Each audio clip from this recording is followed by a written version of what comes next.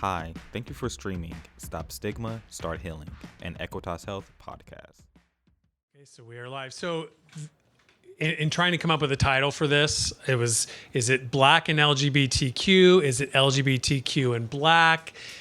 I think I've heard that that's the age-old thing that folks are forced to try to have to decide. Are you Black, then queer? Are you queer, then Black? Nice. So I don't know. I don't have an answer to it. So You know what's funny to me? Hit me, baby. When I'm telling you, I had conversations earlier that were quite literally on this topic, and I don't. Maybe this is serendipitous, but I had to have this conversation earlier with someone where I said I want y'all to understand that because as a therapist, I recognize we all have. Say that. Oh my God, what? Yeah, I'm a We're gonna have therapist, to link up after this. Say baby. yes. Say less. But I recognize that everybody comes to their journey depending upon what they were exposed to first in life, right? So for me, I knew very early that I was Black first. Oh my God, I didn't find out till I was 7. No, I found out early, but it's crazy. because a white kid told me. Oh. And it had everything to do with being called, we all know what it is. I hate saying N-word, y'all, because I feel like it takes away the power, but we all know what the word is. But I knew I was Black first, and then I figured out later, maybe I'm somewhere within the spectrum. Because it never felt right to be like, I'm gay. Oh my God. But thank God, language has evolved. Because now I know pansexual. Oh, but I love you. Bisexuality didn't feel right either, but thank God for pansexuality later. But Black first is what I am. So I don't know. But what was y'all's experience? Which is crazy. I knew I was Black, obviously, but the fact that the way that that was such a new way. I learned that I was Black when I was 3, and my mom and I were walking through a store. It was an Asian store. It was a hair store. And of course, my mom's holding my hand, and I just noticed this lady following us, following. And I just remember my mom giving me this look. And it was like, when we got out in the car, I remember just like in so many words, like, Ma. Like she knew. And she was like, it's because we're Black, baby. And we're going to deal with that. And that was at 3. But I knew I was different because I didn't know the word gay. But I knew in 5th grade, I knew when I was 5 years old that I wanted to kiss the little girl at Harvest Church. I knew that I knew that I wanted to give Valentine's cards to Susie and Becky and not. I grew up in white spaces. I was a Susie too. You and feel me? Jennifer. Was there a Danielle? There's always a Danielle. Not the one I wanted to kiss. She's either cool, she ain't. Either way. And it was just like, it wasn't until I was 12 when I was like, oh, I'm a lesbian. that's a big word. Which is what I saw something that was talking about how the word lesbian is really a fetishized word because why are we separate? Why is gay men gay and lesbians are lesbians but we're gay? It's just like, oh, it's all part of like that fetishization that just like. Tune in to episode 5 where we talked with real live lesbians in this space. How about you, Dion? Is it Black and queer or? So I really wasn't confronted with being Black per se until high school. So I grew up in the suburbs and I was around white people all the time. And so I just naturally thought, I just blended in with everybody else. I could clearly see that I was Black, but I wasn't really confronted with it until one of the kids came up to me, a white kid came up to me and said, "Where do I get grease for my little nappies?" I'm sorry, do what? What? So Yes. So I had micro braids and somebody, because I'm half Jamaican, they were like, look at Letitia she get off the banana boat. Didn't realize that was racism. Yeah. So like, damn, baby, I'm sorry. Yeah, that was my very first wake-up call that, oh my gosh, this world is a little bit different than I thought it was. Yeah, it and is. I am Black and I'm different. And around that same time, I was also figuring out that I was gay and I was attracted to my best friend, and I'm like, It's always the best friend. Baby. yeah, and I'm like, how do I spaces. navigate this and like this realization that I'm Black and gay, and I'm in a household where my mother's very religious and very anti-gay. Gotta love that Black So Christianity. I had 3 things coming together all at once. It was a little crazy. Okay, so with that, I think I'm going to go ahead and get started. Please do. Come on. So, hello, my name is Miles. My pronouns are he, him, his. I am your host of Stop Stigma, Start Healing, the raw and uncensored podcast where we talk openly and unapologetically about our lives as trans, lesbian, bi, gay, queer, pan, and HIV positive humans. Gang, gang. Our goal is to stop the stigma that prevents us from getting the health care we deserve. Each episode, we feature real people in our community in conversation and storytelling. The disclaimer: the experiences shared here are valuable and important, and they are based on the lives of those in this space and some of you who are listening. Prepare to be educated, shocked, seen, triggered, and informed. But no matter your response, keep the conversation going. Start healing. So, welcome to this episode where we are talking about being Black and LGBTQ, or being LGBTQ and Black.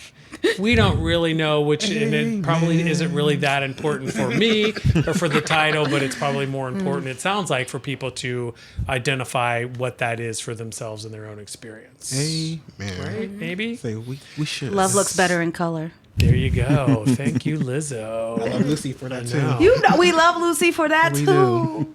So if we could go around the room, introduce yourself, tell us your pronouns, and share with the audience listening out there just what you would like them to know about who you are and who you are in this space tonight.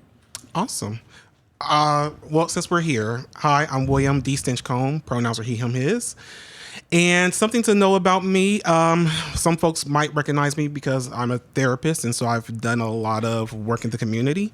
But the things that I think I'm proudest of, besides being a dragon, let's see, I'm a dad, and that's really important to me because he just turned 16 the other day. And He's it's adorable. I have a mini me out here in this world, and it's fucking blowing my mind. It's blowing my mind because he was born my senior year of college, so he's a constant reminder of how long I've been out of college. You said 16? Okay. There's that. It's like, No, oh my baby, gosh, no. like, and my back tells me too now that I'm a little older. But That's capitalism, baby. That's not age. but no, being a dad, and I just try to be a good human being. So I mean, I think that's really my basics. You know, my basics. But you ain't basic, baby. I'm trying not to be in this world. Do or not do, there's no try. Go ahead. So I'm Dion. My pronouns are he, him, his. I'm an accountant by day and a singer by night. I'm part of the Columbus Gay Men's Chorus. I've been a member of that chorus for about, 5 years now.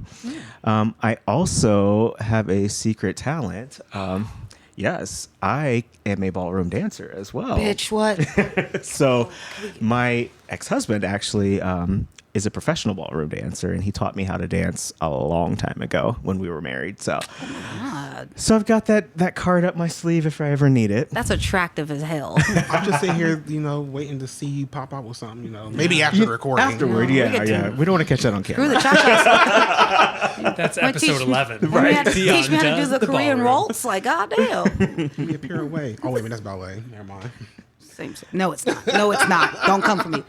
Hi, my name is Letitia. She, her. That's crazy that he, him, his, but there's not that many for she, her. She, her, hers. And do you see? I think we just mansplained pronouns to you. Sorry. Thank you. If it wasn't for you guys, I wouldn't know Mine is just English. he, him now. Okay, so sorry. So sorry. good. Do not come for me. My name is Letitia Lachey. I am a activist. I am also a fire spinner. I spin fire. I'm also a poet, and I'm published, which is pretty cool. And I am actually I am going through this adoption process at some point. Yes, so I am learning how to be a mother, who she calls me Pops, because I'm dad sometimes. Their pronouns are she, her. She's older. I'm going through the adoption process with a 19-year-old because you're never too young to have healthy parents, and you're not too young to you're never too old to be a parent. And I've done so much work that it's like being that safe space for somebody and being like, that's my kid. Nice. Like it's so fucking, like, you're right. Like, I don't know. I feel like crying. I love you, Chloe. And let me tell you, because I work in child welfare currently, and I have historically for the majority of my career. And that is 100%, like, hearing you say that warmed my heart, because I always tell people, if once I become an adoptive parent, because that's a goal eventually, I don't want the babies. And there's nothing wrong with the babies. There's nothing wrong. There's nothing wrong with it. 100%. Everybody wants the babies, and you don't understand what it's like when you've worked with a 16-year-old boy who has never had a birthday cake, and you're doing, it was something that I took for granted working at residential. Was one day I was just doing birthdays for all the kids, and it's for one of our harder to place kids, and giving him a birthday cake because I'm like, it's your birthday, duh, like. Of course you get a birthday. Like, here you go, kid. And he cried. I cry almost every time telling the story because he cried. And he was like, that's the first time someone ever gave me a birthday cake for his 16th birthday. You know, and like, so I love hearing you say that. God, you're gonna make me fucking cry. So I'm also a poetry teacher for writers in residence, and I teach in juvenile detention centers. So like, I'm all around Ohio, and so like, being I was incarcerated. So when I go into these systems, these juvies, which is just children's prisons, juvenile detention systems are prisons just for kids. And it's like seeing this 13-year-old who is now 19 years old, who went up for parole for them and get denied. And it's like your caregiver didn't want anything to do with you. And that's why you can't even get out. Not that you were bad or anything, it's because your caregiver who's in charge. And it's just like, my mom was a foster parent when I grew up. So I grew up with having foster brothers and sisters, and it's just, and it's, you know, you feel me? Because kindness isn't taught. Niceness is. Kind isn't always nice, but nice will never be kind. Nice has a motive. Kindness is taught unconsciously. Very deep. You don't even think on that. Yeah. So if you wouldn't mind going back around the circle and share with the folks at home listening your coming out experience, whatever you're comfortable sharing that you think is important for people to hear. We'd like to hear about it. Go ahead, baby. I can start. Let's do it. I did it. Black and gay. Let's go. You know this about to be fire. So I'll start kind of where the main action happened. Ooh. So I'm at my house, just minding my own business in my room. 5:29. Reading a book, 19 years old. Okay. So just turned 19, came home from college, or from my first year of college. And my mother barges in my room. And she has this really just stern look on her face. And I'm like, what's going on? Like, I'm confused. I don't know what's going on. So she slams my door. She looks me dead in my eyes, and she says, "Are you gay?" And I'm like, how do you respond to that? Maybe. Are you doing the bending? Can you add more to that? Right. Because there's Can you use it in a sentence? Right. What kind of gay are we talking about, Mama? L-E. So in that moment, I just looked her in her eyes and I said, yes. Wow, that's brave. I couldn't lie to her. I figured she knew something that I had hidden, or she found something that I had hidden, because I had a lot of stuff hidden throughout that house. And then she told me after that, "You're going to hell." Oh. And she walked away. We love the hell talks. Yeah. So imagine me, a 19-year-old kid. God, it's so fun. You know, my mom was my best friend until that moment. And she tells me, you know, she just flips the script on me right there. So I just sat in my room, just in silence, just crying, while she was doing whatever she was doing. And our relationship never was the same after that. We spent a long time not talking to each other, about 15 years not talking to each other. And I'm just now at a point where I can have conversations with her. We can actually talk about me being gay. I can talk about having a boyfriend, and she's mostly okay with that. So that's just sucky experience. And I'm sorry that was your always like. It's such a it always sucks. Validating. It's terrible. Fucking sucks. Like, there's really no other way. It does, but I'm glad that it happened because it showed me who she was and what her priorities were. Goddamn. So. Goddamn. It was a learning experience for me. Look, my therapist is about to come out just a slight bit. I know we told our own stories, right? But yeah. My therapist is coming out just a slight bit. So you said that you guys reconnected more recently. Like, do you feel like that's coming back a little bit, or? I mean, I feel like I'm keeping her at arm's length still because I don't trust her completely. Which you are completely allowed. Yeah. Right. But I'm trying to be open to a relationship with her. So healthy. Yeah. It's very healthy. Yeah. Go you for having your boundaries and like, hey, it's not the child's job to keep the relationship with the parent. True. So like, go you for Thank protecting you. yourself. Like, And I always tell everybody that I know, especially friends, clients alike, like whatever. We weren't actually born to the parents we were born to. say that. I didn't wake up and ask for taxes. I mean, I'm sure somewhere I was in my dad's balls, and it was just kind of a day, like, and that was the chosen one. Hold on. I got a fun fact. You out of a million. I'm just saying. Fun fact. You know that little thing how we were taught that, like it's, oh, you were the fastest swimmer? Yeah. So turns out the egg chooses the sperm. Yes. Oh, yeah. Yeah. A lot of people don't. The egg chooses. At the end of the day. Invites in the Hello, one may I she please wants. insert? Say that. Who are you? Not you. You're gross. Yeah, get out of Your here. tail is something's not quite gone. Bye, boy. Is William in there? We want William. Right. So no. Come on down. Come on out. Go figure. And coming out stories. I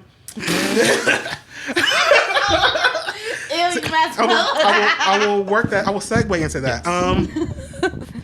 Coming out stories. I don't feel like I ever truly had a coming out story. That's awesome. Because I always felt like I was just me, and I'll give you a little bit of it.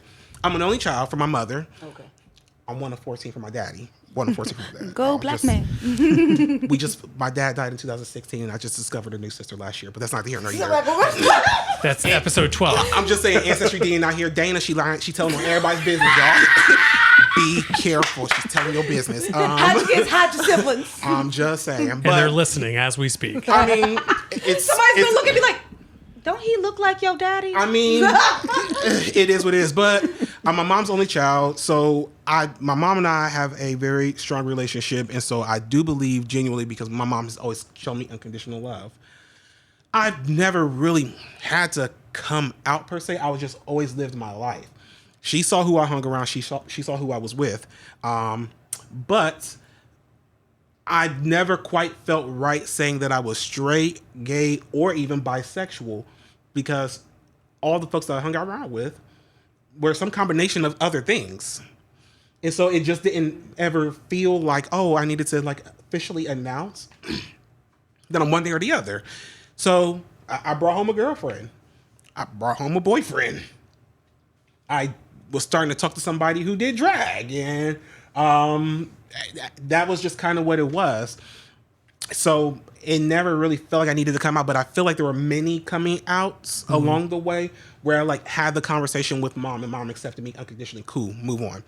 How it should be. I love that. Like that's the whole movement, is that you no longer have to come out. You don't have to. You can just There's bring like, your boyfriend home or whoever, and it's like, so anyway. It was, but I will say the one that I felt like was the most, not traumatizing, but the one where I had like the most like nervousness about it was when I came out to my fraternity brothers. And that one was kind of like, because I was already in our frat and everything, and so it just was kind of like, shit, will they accept me or not? HBU? No. But we were on my campus. We were very much a social organization, and that lent to, at the time that I joined, we were majority black, but it ebbs and flows. But it's still an institution based on heteronormative processes. And so for me, I was just like, damn, like I gotta have this conversation. But to my great surprise, none of them had a problem, and we actually ended up using it like during pledging for a little while there. Yeah. Because one of the questions we ended up asking during the years that I was there was, who do you think gets the most ass in the fraternity? And by literalness, And your boy will be right. they were wrong because it was me. Because by literal sense of ass, well, me. You got all fast. You got. You got. I mean, we're not all gonna say that fast. because it was a small campus, and I don't want nobody to be thinking like, "Oh, William got." All. So he slept with no. So what you're saying is you're a hoe. Thotting on the floor. Look here, we are not going to be out here bringing out my inner church girl. Listen, I calling it to the I'm just table. trying to worship at your altar. Teach me, because It's a thing, but I'm gonna drop it. church girl. That's my drop, y'all. Because I'm 37 and these knees are starting not to drop like they used to. Not 37 is capitalism. You better stop. Tell that to these knees. So what were you doing when you were younger? How many jobs did you have? How many times did you go out? How many overtimes did you work? They teach us that youth stops after 25. It's not. If we were taught how to take care of our bodies, then 30 wouldn't be the the hill. We weren't taught that. We were taught to work. That and is a grind. whole other episode, though. So let's Right. get let's get back to your story, though. So by the way, which I love, the reason why I asked about if were they black men, because I know masculinity is hyperalized in the black community. Right. So like, it's not just you coming out to white men. You're coming out to black men who are alpha hoteps. But I will say I think the reason why it ended up being better for me, and this is, I really believe my 100% truth. I really did I come from an unconditional family, so everyone loves me. My grandmother, who's my dad's mom, one of my favorite people on this earth. Y'all can't do nothing, say nothing about my grandma. I will fight y'all in the streets. Like, that's my girl, right? Hands. But my grandma is a religious woman. And on the back of her vehicle, at one point, she even had like marriage between the man and the woman. But I do believe that because of at least 2 of her grandchildren, me and one of my other cousins, who are also very attentive to our grandmother and her needs, I'm not going to say we swayed her thought about it, but I do believe my grandmother is the walking epitome of what it means to be a Christian in that aspect of I accept you for who you are, regardless of what my beliefs are. I still got to worry about my own issues. And so because I had that sort of support, I didn't have to worry about it. Plus, I was the marked one to be like going to college. Oh, you had all those nice things that came with it. Right. So he can do what he wants. He's going to college. He's got he brought home a boyfriend, but but he's got a son now. Or he brought home a boyfriend, but he's got his college degree. he got a boyfriend, but he's a therapist. Right. Like, I don't know if those were the conversations behind the scene or not, but I do believe that probably didn't hurt my cause. Which is like, it's like bittersweet in a sense. It's like, because with like black religion, with black Christianity, Right. It was like, I hope that wasn't it. But if that was the case, it was like, well, if he's doing this, he is doing this. Right. Like so I came out to my mom. I'm hitting the mic so much. 5 times, 4, because each time my mom couldn't believe it. So like, I remember the first time, my mom knew I was different. I was a stud. So like, I was a tomboy. And so like, I wore a lot of boys' clothes. And my mom, black moms in black families, listen, you gonna dress like a boy, you gonna dress like a nice one. So I'm rocking FUBU, Waka wear, baby fat. And I remember this black girl just being like, I wish my mom let me dress like a boy. And for some reason in my head, I was like, that's why I can't get a girlfriend. I don't know how those were correlated. And so like, I just had that like issue of like trying to find myself. So when I was 14, I'm a poet. I write poetry. And my sister LaShawn got me in a lot of trouble. She liked to go through my stuff. So she pulls out this book, and it's my book of poems, and just for the fuck of it, gives it to my mom. And I come from an abusive household, so like, black trauma. 2 things can be true at once. It's not okay what my mom did with me, but it was not okay what was happened to her. And I can accept that, but also deal with accept the fact that I have boundaries. So when I got off the bus, I immediately felt it in the air. Just pulling up into the neighborhood, I was like, something is not right. I could just feel it. So I go up, I go to the door, and LaShawn opens the door, and she's just like, hi, Letitia. And I knew. And I'm just like trembling. I feel like I'm reliving it right now. And I hear her go, Letitia! And I just remember being in the corner. And again, my mom is not a monster. She's just a product of her environment. She was born in the 60s. Segregation didn't end in 64. Racism didn't end in 60. And she was a large, dark-skinned black woman. So like, I get upstairs. And I saw someone that said, if our parents were allowed to be queer, half of us wouldn't have been born. Think about it. If our parents were allowed to be their authentic selves, there's a chance I never existed, because my mom did have a phase at one point. And so, like, I get upstairs, and my mom is just, like, tells me to stand in the corner. She's calling me all types of names, because she's trying to process this. And towards the end of it, she's like, we're going to be all right. We're going to call this pastor. He's going to talk to you on the phone.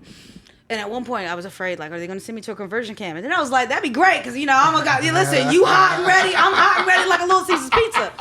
So, like, skip to, like, the 3rd time. I'm, like, 16 now. And my dad's watching TV. And this is happening in the room. Something happened. And she's like, are you gay? Yes.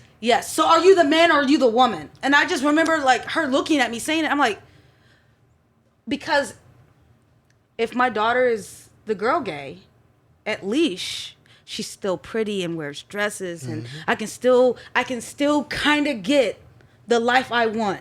Because that's when it comes, when gay men come out, when men come out liking men, I'll say that, their fathers are like, well, they're this image of masculinity and what my son would be. And when it comes to women, well, our lives are wrapped around marrying men and having children. That's what we are. But now that dream is gone.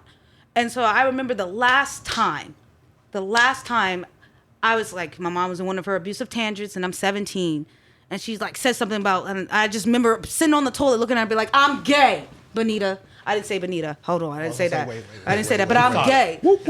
And like, I remember the last time my mom brought it up, in general, we were going to Thornton's. It was a beautiful day. It was sunny. Like, me and my mom, we're having a great time because my mom was my best friend for a while. And then a lot of trauma and mental health and depression. My mom, whatever. She got laid off from her job. She was a home healthcare nurse. And once she got laid off and she had been with my dad, she didn't work anymore, which meant she just sank into the things that weren't good for her. So we're having a great day, and we drive up to Thornton's, and my mom, like, we're listening to music. It's Eve. She turns off and turns to me and goes, you know, if you're gay, you're going to hell, right? Do you want a slushie or anything? Nah. That's a turnaround. I'm good. And then that was that. But it was like the fact that I had to keep coming out to my mom because she just didn't want to believe it. She didn't want to believe that her daughter was gay. And if I was going to be gay, why? And so, like, I turned, in the process of, like, me in my case and whatever, when I got out the hospital, I remember my older sister telling me, Mom said, like, we need to take you clothes shopping because if you're going to look like a boy, you got to don't look like a homeless one. So it's like my mom... She accepted, but you got to be a cute one. I got to be a cute one. And then when I brought my first girlfriend to her right before everything happened, because I had this relationship with this church girl. That's how it started. I ended up being forced. The second time is because I got caught messing with some girl in church, and I was the one that got kicked out. But my mom, because it was a predominantly white church, my mom, I remember coming home, my dad would sit on the bed. He's like, you gonna be proud of her. I was like, why? He was like, because they kicked me out. I was one of the few black kids that went there. And he said, she called them and said, why is it okay if you think if what's going on is sick and they need help, why is it okay that girl gets to stay, but my daughter doesn't? Oh, wow. And I was just like, those are those moments where it's just like at the end of the day, my mama was still my mama regardless. And so it was like, after that, she called every girl that she met. Messed up. You know what I mean? After that, she called every girl I brought home Amy, because that was the girl that I got caught with, Amy. And then one day when she finally started accepting it, it was this girl named Emily. And I remember my mom was just like, Emily. And it was just like, you called her by the right name. And she was like, go get me some pop. Emily, you can stay with me. You don't have to go with Letitia. And then it wasn't until this year. Oh, I'm going to cry. No, I don't need tissue. I was like, we're going to get it for you. You know, as a therapist, it's not good to get tissue. Join us as we explore the relationship between food, our emotions, and our bodies at Feelings, Food, and Me, a new Equitas Health support group. We meet in person and online every first Thursday of the month from 6:30 to 7:30 p.m. Eastern Standard Time. This is a queer, safe space, and all are welcome. Find more information about all of our support groups at equitashealth.com/starthealing. Now let's get back into the episode. Okay. I was at Kings Island, and I was with this girl I was talking to for a little bit. My mom met her, liked her. Of course, like, it was the first time I saw my parents after a decade of getting out of prison. That's a whole different thing. And she's on the phone. I'm about to get off because she's talking so much. I love you, Mom. I gotta go. And she goes, wait. You could have told us about Holly. You could have told us about her. You didn't have to hide her from us. You didn't have to do that. We love you. I love you, Letitia. Don't ever let the world judge you. Don't ever let anybody tell you anything.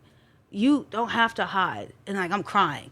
And then 2 months later, I'm at her house, and my dad makes a comment about me marrying a man one day. My mom went, you know what because the Lord can do what the Lord can do. Bonita, what the hell? I was like, and then it was my moment. I was like, Mom, I'm gay. Mom. I know, but I'm just saying the Lord can do. Mom, I'm gay. I know that. I didn't say that. Your dad said that. I don't know why you bring it up. I know. But you need to know I am gay. The Lord ain't finna reverse this. Baby! This ain't no Uno card, Mom. She told me when I went to prison that I didn't want to be bothered or talked to because the Lord sent me there to work me out so I could come out straight. I went to a women's prison, and her hope was I was going to come out on the straight and narrow. She thought prison was a conversion camp? Baby. Yeah. Baby, it could have been sometimes. I'll tell you that. Dion, you hinted earlier about how your mom's religious beliefs played into maybe how she responded. Yeah. Can you share more about that? Well, my father's side of my family belongs to this church that's nationwide. And so later on in my life, like when I was a teenager, my mother decided that she wanted to, join this church because we really didn't go to church much as growing up. So she decided that she wanted to do this. And when she did it wholeheartedly. Like, she was there multiple times a week, coming home, just saying all kinds of like, this is how we need to do this. And this is how we do this. And you need to go with me. And you need to be in the church choir. And you need to do this. And so, I mean, she let it envelop her life. And so she thought that, being a parent, she thought that it was okay to, force that upon me as well. And I didn't grow up with that, and it was foreign to me, so I just didn't understand. I did try to embrace it for a little while, but it just didn't feel right to me. And so she, and it was a church, a typical black church. You can't be gay. You can't, and if you are gay, you can't talk about it. You had those sweet little choir boys. Yes. Well, the director, okay? Yes, it's always the director. Always the my music God. director Side everywhere. note, are y'all going to see that movie? Was it Chunking for Jesus or something? I have plans to see it. It's on my next thing to watch. Yes. Yes. Just because you said that. I've been seeing a ton of people throw hate on it, but sorry. But you're going to see why. You're going to see why. Go ahead. Sorry, Dion. No, it's okay. And so, I mean, it was not something that, that she accepted. And so I found out later on that she and my father had been going through my room, and they found some things that I had stashed in my room in places, and she didn't want that life for me. And so that's why she felt that's why she was emboldened. She felt the need to come to confront me about it.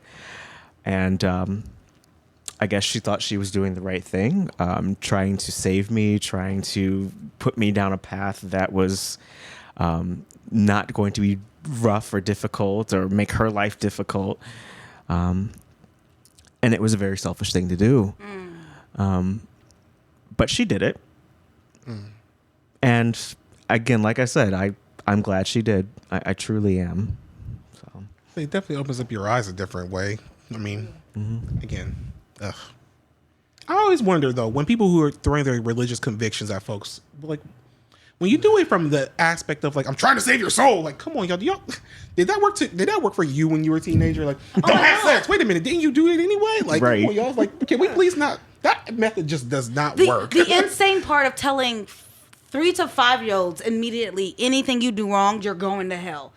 Like, fuck the 3 little pigs. Hey, this is Dante's Inferno. You're going to burn in hell with the sinners. And it's just like, I just want to watch VeggieTales and Powerpuff Girls. It's like Saturday, I want to eat my cereal. Why don't I want to listen to Clef O'Dalla? Oh my goodness. I just, it's never sat right with me. Just because, I mean, I again, childhood development, I know where this is leading. Like, that is just not a, Sure. let's not do that. It's not. Ew. yeah. It's so much trauma, like growing up in the black church while you're gay. Because it's like in the unpacking of it, like the unpacking, and I always say this, I had come to terms, like, I am spiritual, I've done my unpacking, the unpacking of the Christianity, all that stuff. There's still stuff I still have to deal with. Yes. But it was like when Lil Nas X came out with that song, Call Me By Your Name, right? And then the video, it was like it's like, as every queer black person, every queer person who grew up in church, it was like this slight weight that was still on your shoulders was lifted. Because when I saw that, I was like, if I go to hell, I'm going down on a strip pole. Like, I didn't realize, like, I still had just a little, like, fuck you. Right. If it's real, I want to be there, because I don't want to go where those people. If people are like, you are going there, I don't want to go there. Because it's gonna be lit in hell. It's hypocrisy all day long. You know what I mean? Thank you, Lil Nas. Say, but because I want people. People are going to be upset when they hear me say this. Say it though. Say it. But I'm gonna say it because it's my truth, and I have no problem discussing it. But I am a true believer in understanding and knowing one's history, right? And so for me, especially as a black person, I've always thought, well, why the hell would I want to fully delve into this when this is what was forced upon us upon coming off the ships? Oh my God! Why? Like this doesn't like my people believed something else before this was introduced to them, right? And this was given to us as captives. But then I learned more about our history, and one of the things that I learned very early was the way that they sold Christianity to slaves was more so because of the idea of having Sundays off. And it had to do with the fact that slaves at that time, because a key era, I don't know why people don't remember this because we don't teach our histories very well. We don't teach history at all. The unions weren't made until 1920. So the 40-hour work week is only 100 years old. Only 100 years old. So before that, they could work your ass however they wanted. And when you were a slave, they would work you 7 days a week. Yeah, there was no day off. There was no day off. So what they did, what the captives did to the enslaved folks was they said, hey, you know, this religion over here, they get Sundays off. You want to do some of that? You want to do some of that? You get Sundays off. That's how they sold it. And so for me, I'm like, well, that was a hell of a way to sell it because you're able to indoctrinate people. And people weren't like, what was that movie, Harriet, where they showed like they weren't really believing it, but somewhere along our path, we lost that it wasn't supposed to be fully believed in. And now we've fully delved into it and we're using it in the same abusive way that it has now been used against us. It's never sat right with me almost my entire life. But I understand. I want to piggyback. That's also how they were able to inculturate the white patriarch and how they were able to say slavery was okay. It was like the idea of masculinity for black men in America. Who taught you that? Who taught especially when they have conversations where they're emasculating the black man? What is masculinity to you? Because last time I checked, a lot of countries in Africa were matriarch. Last time I checked, there were a lot of kings who had husbands. Like this idea, this Christianity that strips you away. Why I never understood the concept. This was literally forced upon us. This is not what we believe. So why are you dying so hard?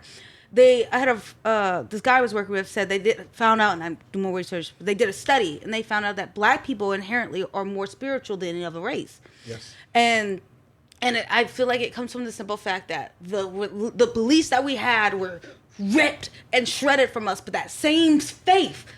That's why, like, when you go into a black church to a white church, it's completely different. A white atheist will tell you they felt something because we're not praying to the same God. We're praying with the same energy. We're praying with that same faith belief that carries. Yes. And I want to preface this. My mom, you know, because religion and black and gay. My mom was praying for me one day on the phone. She started praying. I was like, all right, Benita, because I wanted to end whatever. But she started speaking in tongues and praying, and it was like I felt something. And it hit me. There is only one reason why every black person outside the African diaspora that is in the Caribbeans, that is in South America, that is in the Americas, that's in Africa, is because some black woman refused to die. Because you can have a child here and there, but it takes 9 months to make a baby. So that meant that black woman had to work, be raped, be beaten, escape. And what spirituality came from that kept that black woman going? That's why it's like it feels so different when a black woman, an older black woman, will pray over you.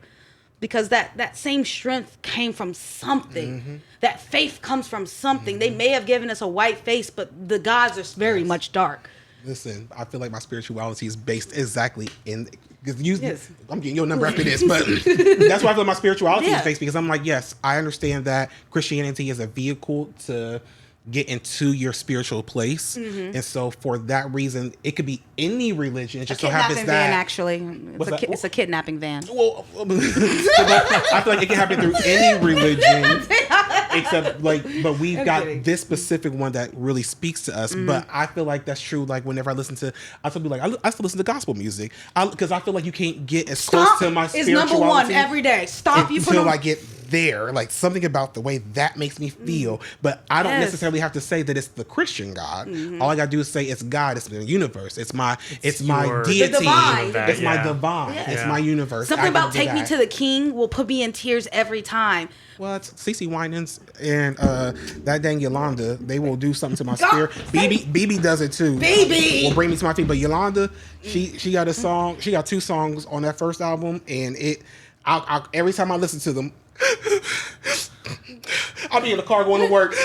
I can't do that no more. I stopped listening to them songs because they'll take me there. I'll be like, I take can't you do this there. no more. Well, it is very healing as a gay person, as a gay black person, because it's like we did grow up with this spirituality. We grew up with this religion that Yes. said we were going to burn in hell for what we liked, and to feel like to be like able to have spirituality still while being in love with ourselves, knowing that there's nothing wrong, we're not an abomination, while still able to connect with the music that got us there in first place. Like I said, Yes. Stomp. The fact that I can still listen to Stomp, but not feel that same Christian damnation, but still feel that power that make me clap my hands and make me want to dance. And it's like, Yes. as a gay black person, as a queer black person, like that is still mine. Yes. Regardless of what the God looks like. My God says I can drop it on the floor and give strap and whatever. and Baby said give strap. and give strap. I ain't taking it yet. Listen, I'm not comfortable there yet. The right woman might, but it's just like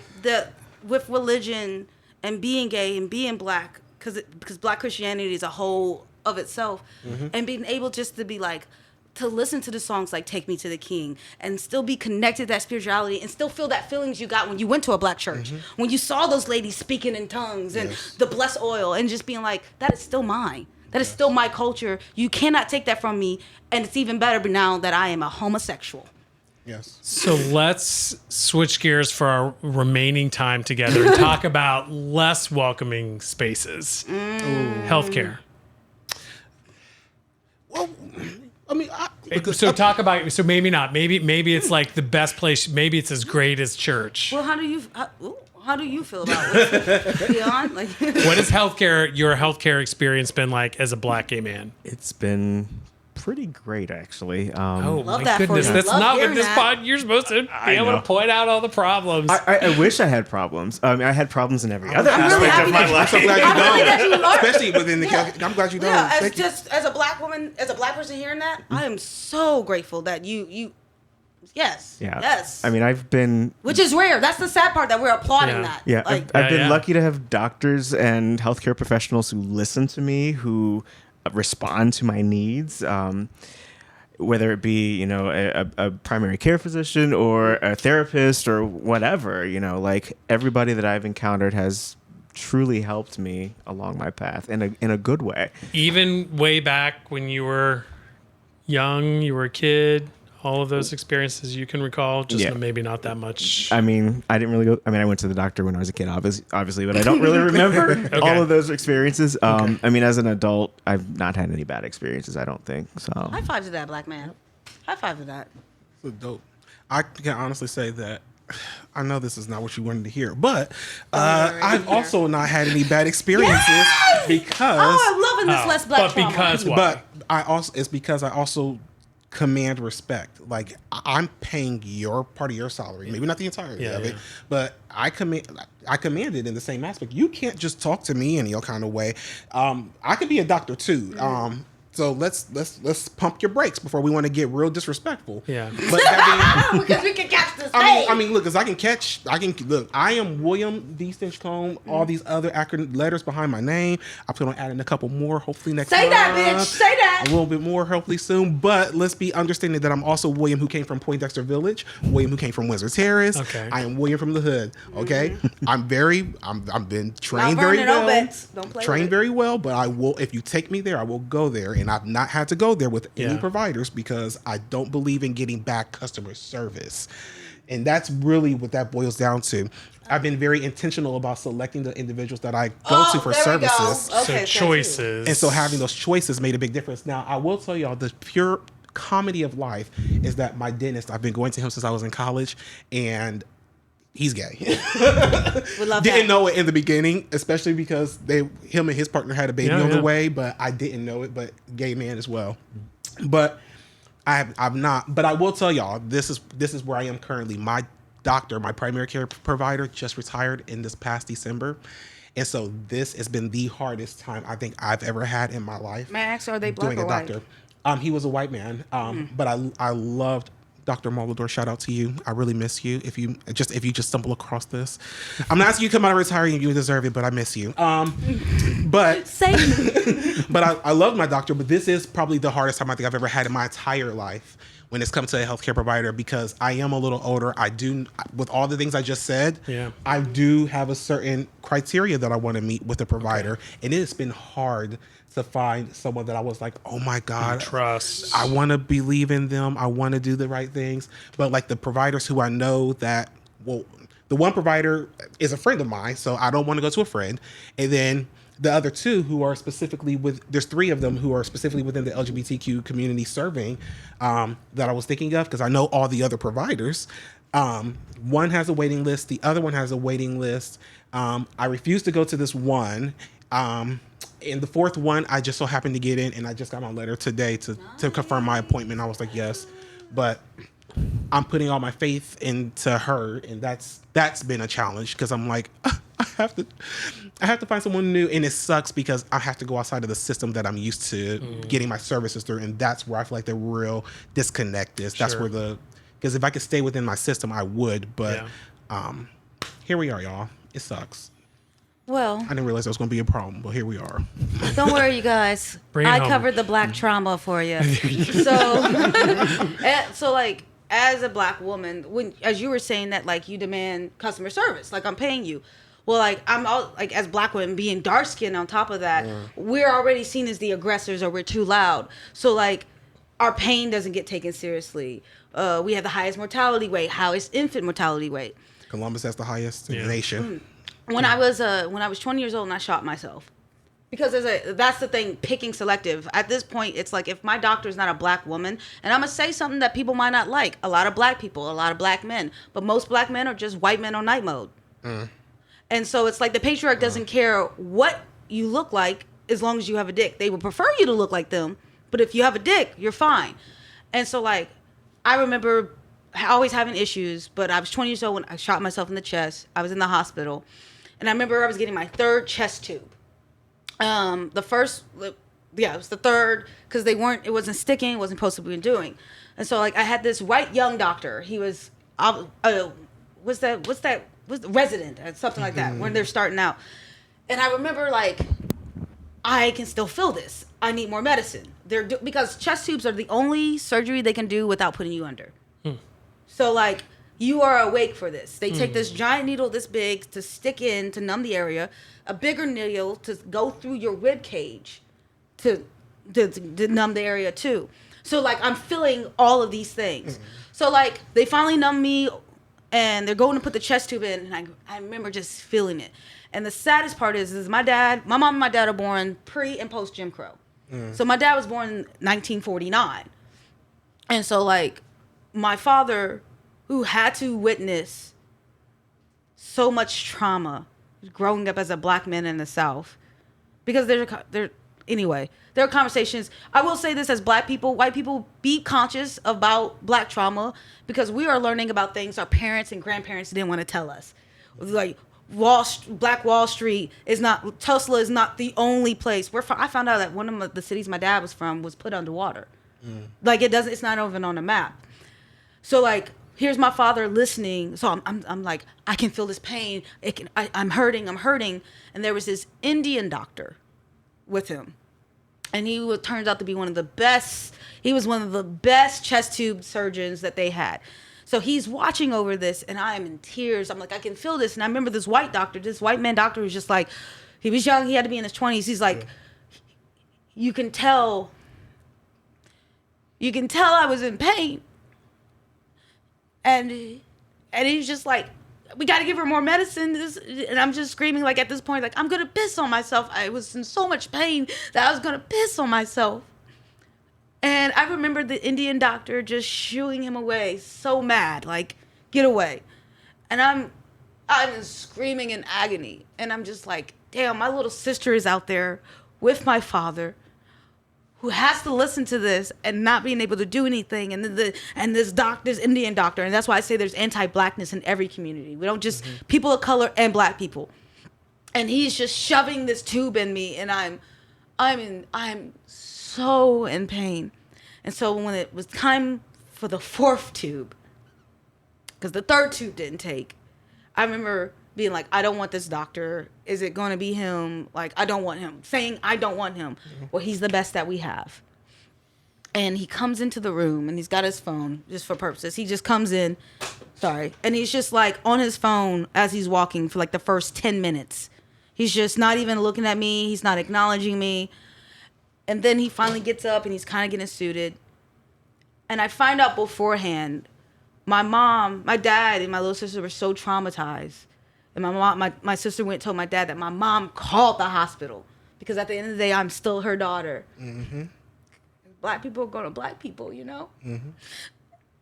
And my mom but LaShawn told me that she cussed the doctors out. And it was just like, my mom could even come to the hospital, so how terrible it was. And just imagine, because my mom grew up in the 60s. So a dark-skinned black woman who's big, because blackness didn't get accepted until the 80s. I don't care what y'all say. It wasn't okay to be black until y'all liked hip-hop. And it's just like, my mom had to listen. How many black girls did my mom have to listen to? How many times did my mom not get listened to because she was in pain? How many black women died? The idea of knowing that so many black women died because nobody listened to them. And my mom just mad.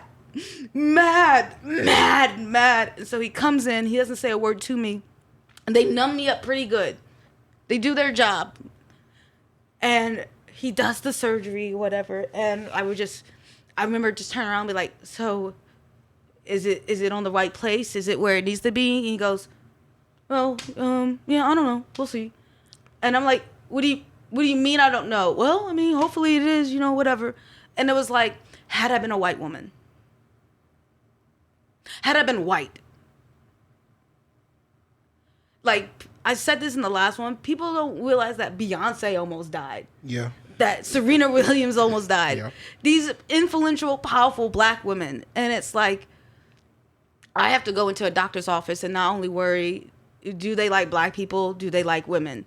Do they like black women? Are they going to look at me a certain way? Are they not going to take me seriously? Are they going to think I'm too aggressive because I'm demanding for a CAT scan? Oh, whatever. Am I looking for drugs because I'm in pain? It's like, at the end of the intersectionality. Like, there was a law passed in 2013 or something like that because of the certain discrimination that black women faced. Yeah. Because it was like, well, we hire black men. We hire black people. Look at this black man. We hire women. Look at this white woman. And it's like, no. And that trickles down to everything. As a black woman, healthcare is terrifying.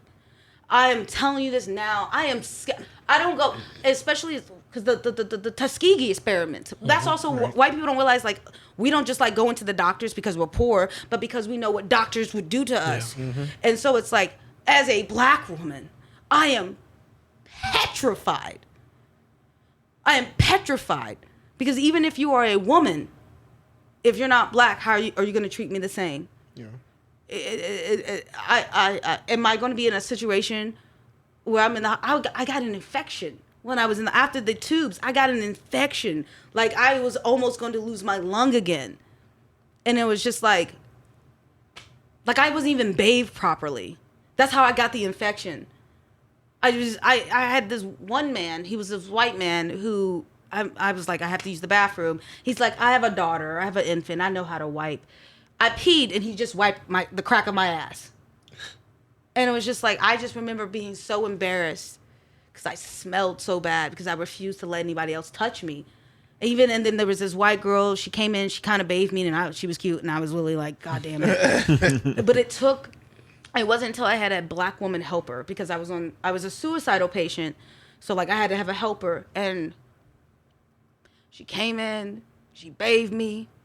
She changed my sheets and put baby powder in the sheets. And we all know how, and it just felt like home. And I felt safe. And that's why it's so scary. And it's so amazing to hear you two say you didn't have that issue. And it's so amazing for you to be like, I demand that. You're going to give that to me. And it's just like, because at the end of the day, as a black woman, I can't just demand it. I can't just say, you're going to treat me right. Because they're already going to say, there's a song that she goes, kiss my teeth, you're going to say that I'm angry. Drive around the Benz, you're going to think I'm up to no good. And it's like, as a black woman, we can't do anything. As a dark-skinned black woman, I can't do anything. So it's like, I got to be good at a dentist's office. I got to be good at a doctor's office. My mom, I love her. I was on ADHD medicine, and my mom was abusive with my medicine. So when I would go to the doctor, my mom would tell me, you need to tell them that the medicine's not working. You need to tell them. You need them that you need it upped. So when I was on the highest dose of Adderall or Stryteria or Concerta, it was like 56 plus a 36. And then my mom would get mad and double those doses. So like I'm almost on like 200 milligrams of meth. And it was like each time from the age of 9 to 16, I believe, it's 16 or 17, the doctors just kept upping it. Yeah. No one noticed that. And then one day it was a black woman doctor that came in. And I'll never forget this because my mom did the same spiel. And I was like, all right. And the lady came in and she immediately knew something was up. She just felt it in the room. Black woman's intuition. And she was like, so how's the medicine doing, Letitia? And I was just like, it's not working. I'm selling it. I'm like, it's not working. I need it up. But she looked at me and just gave me this look. And then looked at my mother, and then they had a conversation between their eyes. You know how that goes. Mm-hmm. And she looked at me, she goes, we're going to wait. We're not going to up it. We're already on a high dose. We're just going to see how it goes. And, like, I had been going to so many doctors, same doctor, I think, or multiple. My mom wasn't hopping from doctors. It was the same doctor's office, but they were always white. They were either white men or white women. And it took this black woman to notice that something's not right. How your daughter's on the highest dose we can give you, and you're saying this medicine's not working? So regardless of the situation, whether she was overdosing me or taking it herself, the doctor was like, something's wrong, and we're not going to up it. And I remember how mad my mom was, but she couldn't be mad at me. And I just remember giving this look to this lady of just like, which you probably get as a working with kids, the thank you. Thank you for listening. Thank you for seeing it. Thank you for not seeing me as this problem, because that's what I was, a problem that they just kept upping. So like healthcare is terrifying for a black woman or in black people, but black women. So I will say what's interesting hearing you tell your story. Something that because when you originally asked the question, it was about PCPs. And then I've kind of hyper focused on PCP, on my primary care provider. I will, again, when I tell y'all more recent issues in my life, it's literally been more recent issues. I had to go see a urologist last year, and I had to go back and revisit that same office this year, literally just 2 weeks ago. So the urologist that I saw last year, I guess whatever the medical issues that were going on, the man looked at me when it was all said and done, and he said to me, quote, well, I don't know, and walked out of the room. That was quite literally what he said to me. And then the nurse came in. When I tell you I was so infuriated, baby, I was so infuriated. I wrote a letter to tell, like, I've never felt my Karen get so strong in my entire life, because he literally walked in the room and looked at me, and after I don't know, that was his response. I said, what the? So when you're supposed to be this best motherfucker. I'm paying you this shit. Look here, I thought I was safe in your arms, like, but I guess that's only Jesus alone. Like, and all say, right? Like, when I say that's their hands, I was trying to be comforted. But when I tell y'all that pissed me off, it pissed me off to a whole new level. And I don't think I've ever been that mad about any medical service I've ever received in my life until last year. So when I had to go back this year, and again, this was just 4 weeks ago, four weeks ago, and I had my last appointment, I think last week or 2 weeks ago, when they said, oh, we see you're already on the records for Dr. If I remember his name, I'd say it on here because I want y'all to know who he is, over at Central Urology, over up on East Wilson. You can know the location. I mean, that part. Say that. But that gentleman, they have plenty of doctors that practice out of there, but this particular one, but when they told me that I had to see him again, I said, that is the worst doctor I've ever had in my entire life. And if you try to assign me to him, I Promise you, I won't show up for that appointment. I'm going to just waste y'all's time. And so they were like, oh, okay, well, we're going to switch you up again. Do you have another provider in mind? And so when I got there for that appointment, they must have still had that old doctor on the record. And I was like, no, never. I will burn this bitch down. And I said those Lock exact that words to bitch her. up. I looked at there in her face. That's I will burn this bitch down. I said, whoever I'm supposed to meet is not this one. It's the new.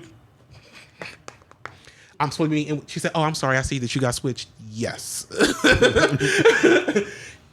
Thank you. Great provider. I like this guy. But what I'm telling you, it's only been in the last year because the doctor that left, the other one is. It happens. And if I didn't believe in medicine, I would have given up. I can understand how someone else would easily give up. But I do believe in the science of medicine. I do believe there are crappy humans out there. And that doesn't exclude doctors. I mean, a doctor who passed med school as a below average student with all C's is still a doctor. It's still a doctor. Well, and it's still an institution based on centuries of racism and misogyny, and so it's all those things. Even being a black provider working in that, as you had said, it's like you're still working in an institution that's based on Race and hundreds and hundreds and hundreds of years. You're super keen of it when you do work in the institutions. We're like, oh, you got to be hyper focused about some of those things, but man, healthcare is delivered is fundamentally racist. So like people weren't taught that like the father of gynecology experiment on black women, on black enslaved women. Like, your congratulations. The reason why you're in a stirrup is because somebody that looked like me was tied to one. Yeah, like so. Didn't they have to pull down his statue recently from did somewhere? They? I pray to God they did. Fuck that man. His statue was up somewhere. I thought they pulled his down. They better. Don't quote me. Well, I will say though that we are out of studio time. I booked this to the top of the hour, and we've gone a little bit over. But this is a really great, I think, beginning of a conversation that needs to continue. And I'm hoping all of those out there listening in Idaho and Wisconsin He's always saying this. I'm really hoping we reach Wyoming. The Philippines. You got investments in potatoes over there? Maybe somewhere. No. I really want to get to Wyoming. Yeah, so y'all. that people continue this conversation, and these are your experiences that you've had, and as we mentioned in the beginning, this isn't a representative sample. This is just your experiences, and they're valuable and they're important. And we know that people out there have also had their own experiences, and we also know that healthcare is fraught with issues. So frothy. Yes. So thank you all for participating. I appreciate your time and coming out to the ends of Columbus, Ohio on a late, cool autumn night. And ooh, that sounds sexy. Yeah. So stay tuned for more episodes of Stop Stigma, Start Healing, and good night. Thank you for tuning in to this episode of Stop Stigma, Start Healing, and for joining us on the journey towards stigma-free healthcare. For more information on our support groups and a list of our services, please visit us at equitashealth.com/starthealing. We'll see you next time.